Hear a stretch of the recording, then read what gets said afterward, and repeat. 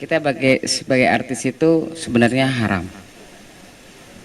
Gimana menurut Pak Ustaz? Al aslu fil asya al ibahah. Hukum asal segala sesuatu dalam Islam boleh. Hukum asal sesuatu dalam Islam bukan haram. Al aslu fil asya al ibahah. Hukum asal segala sesuatu adalah boleh. Makanya yang mesti ada itu label haram, bukan label halal. Karena hukum asalnya adalah halal. Kalau sudah halal dikasih label halal kan berarti 2 kali lipat. Di mana letaknya haram? Maka kalau ada orang mengharam ditanya, kenapa Ustadz ada orang mengatakan artis itu haram? Yang pertama, karena membuka aurat. Lalu kalau yang dia perankan itu seorang ibu, pakai jilbab, pakaiannya longgar, 20 episode, ke-20-nya nggak ada dia buka aurat. Di mana letak haramnya? Yang kedua, ada sentuhan kulit dengan tak mahram. Kebetulan dalam perannya itu selama 20 episode memang peran dia tak ada sentuhan. Orang ibu di Pantai Jompo, tak ada bersentuhan dengan orang. Jadi harus dilihat di mana letak haramnya. Ustadz, itu tari persembahan itu haram. Ada tari persembahan menyambut bupati, menyambut gubernur, kan disambut dengan tari persembahan. Saya tanya, letak haramnya di mana? Karena digunakan kata sembah. Oke, kalau gitu nggak usah kita buat tari sembah. Namanya apa? Tari welcome. Menyambut selamat datang. Tetap haram juga Pak Ustadz. Kenapa? Karena yang menari itu anak gadis. Oke, kalau gitu jangan anak gadis. Kita latih anak TK. Anak TK nari kan lucu. Maka bupati, gubernur ketika lihat anak TK, ingat dia anak di rumah. Tapi kalau anak gadis lupa dia bini di rumah. Maka kalau melihat sesuatu itu dilihat di mana letak haramnya. Salah satu sampel yang saya beri adalah haram karena membuka aurat, haram karena berapa banyak orang mengirim saya film-film pendek 5 menit yang tidak ada unsur haramnya tapi menyentuh hati. Yang paling saya ingat adalah ketika seorang gila tidur di depan ruko, dia usir, dia ini. Tapi ternyata orang itulah yang menyelamatkan diri pencuri. Tidak ada unsur haram di situ. Kenapa kita tidak pernah berpikir membuat film-film kemanusiaan tanpa mempertontonkan aurat, tanpa melanggar ajaran agama? Kenapa tidak buat film pendek yang menyentuh? Satu lagi film dari Cina, itu Thailand, yang film Cina pernah. Seorang direktur perempuan numpang di mobil karyawannya, mobil biasa. Akhirnya di tengah jalan preman-preman orang kaya ngamuk, disangka ini perempuan biasa, dia telepon, rupanya dia atasan, datang helikopter, akhirnya ketakutan. Enggak ada tuh buka aurat, padahal bukan negara Islam. Kenapa kita tidak pernah berkarya dengan karya tanpa merusak ajaran agama kita, tapi yang kita sentuh adalah hati orang. Mudah-mudahan dengan ibu-ibu artis, kawan sahabat artis, berhijrah, tahajud, beribadah, Allah berikan ilham. Kita menyebutnya ilham, tapi kita menyebutnya good idea. Tiba-tiba muncul ide-ide kreatif untuk membuat penulis cerita, untuk membuat, sehingga nanti akan keluarlah film-film pendek, mungkin tidak difilmkan di bioskop, tapi justru viewernya lebih banyak daripada bioskop. Berjuta-juta. Film agama Ustadz sekarang paling tinggi ditonton 800.000 orang.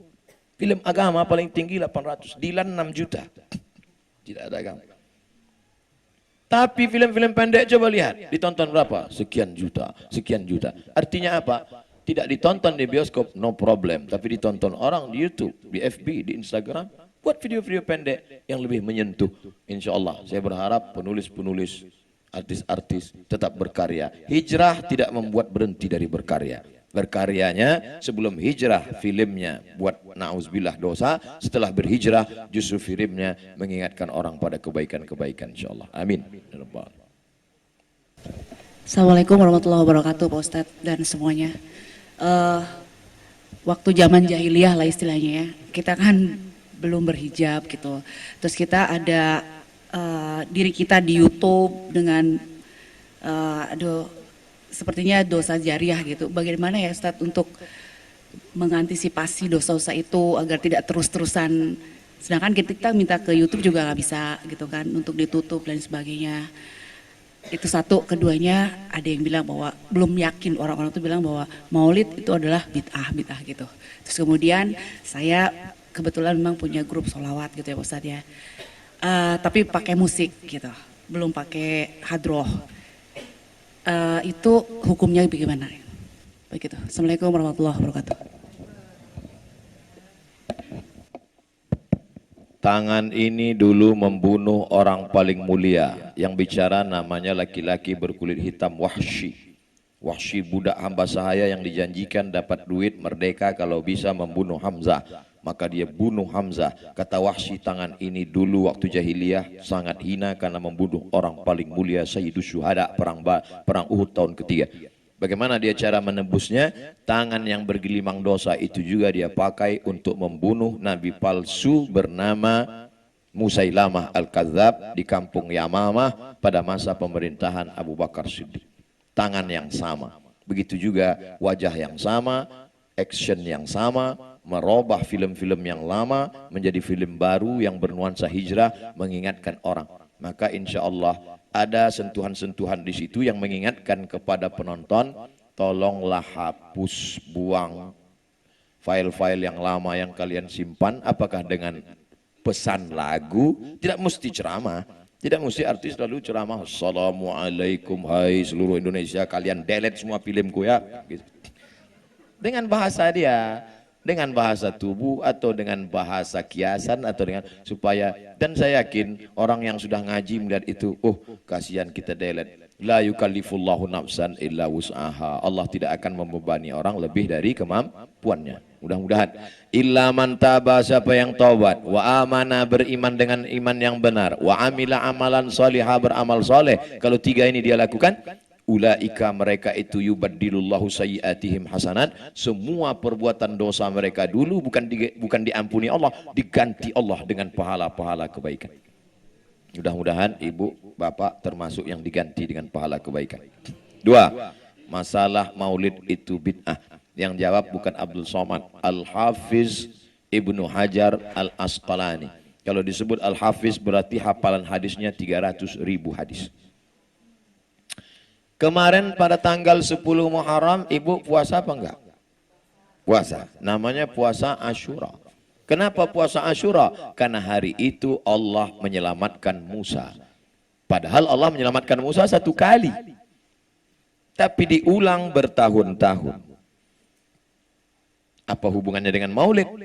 Kalau selamatnya Musa boleh disyukuri, maka adakah nikmat yang lebih besar daripada selamatnya Musa? Ada. Apa dia? Lahirnya Muhammad sallallahu alaihi wasallam. Buka itu nama kitabnya Al-Hawi lil Fatawi. Maulid boleh. Yang ngomong siapa? Al-Hafiz, hafal hadis 300.000 hadis. Ada ulama hafal hadis 300.000 hadis mengatakan maulid boleh. Ada ustadz hafal 3 hadis kalau laptopnya hidup. Al-ilmu fil laptop.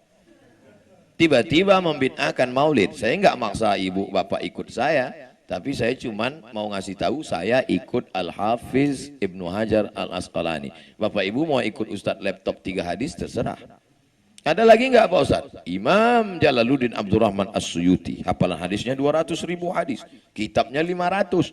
Kata dia maulid itu sarana mengingatkan kita pada Nabi, boleh kalau cukup 5 syarat. Pertama, baca maulid sejarah Nabi. Yang kedua, ada tausiah. Yang ketiga, ada baca Quran. Yang keempat, ada tawasobil haq, tawasobil sob silaturahim. Yang kelima, ada makan makanan.